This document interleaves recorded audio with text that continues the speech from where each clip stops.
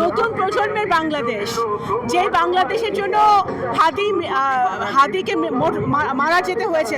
তার মৃত্যু হয়েছে, যে বাংলাদেশের জন্য আবু সাইদের মৃত্যু হয়েছে, যে বাংলাদেশের জন্য মুগ্ধর মৃত্যু হয়েছে, যে বাংলাদেশের জন্য গত 17 বছর আমাদের বহু নেতাকর্মী গুম হয়েছে, খুন হয়েছে, যে বাংলাদেশের জন্য ইলিয়াস আলী গুম হয়েছে, যে বাংলাদেশের জন্য চৌধুরী আলম গুম হয়েছে, যে বাংলাদেশের জন্য ছাত্রদল যুবদলের কর্মীরা গুম হয়েছে, যে বাংলাদেশের জন্য আমাদের অনেক নেতাকর্মী খুন হয়েছে, সাধারণ জনগণ আপনাদের মতো সাংবাদিকরা গুম হয়েছে, দেশ ছাড়তে হয়েছে। সেই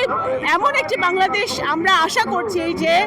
জনাব তারেক রহমান শুধু বিএনপির নেতাকর্মী না, সারা বাংলাদেশের প্রত্যেক রাজনৈতিক দল, প্রত্যেক মতাদর্শ, প্রত্যেক ধর্ম, প্রত্যেক বর্ণ, প্রত্যেক গোত্রের লোকজনকে সাথে নিয়ে উনি এমন একটি বাংলাদেশ গড়ার প্রত্যয় ব্যক্ত করেছেন যে বাংলাদেশে আমরা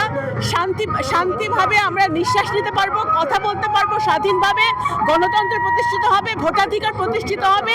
আমাদের গুণগত পরিবর্তন আসবে, বাংলাদেশের অর্থনীতিতে গুণগত পরিবর্তন আসবে এবং আমাদের আপামর জনতা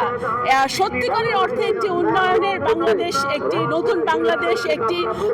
যেখানে শিক্ষা, স্বাস্থ্য, বাসস্থান, কৃষক, শ্রমিক, জনতা সকলেই সম অধিকার নিয়ে বাঁচতে পারবে। সেই বাংলাদেশ গড়ার প্রত্যয় নিয়ে জনাব তারেক রহমান ফেরত আসছেন। ধন্যবাদ।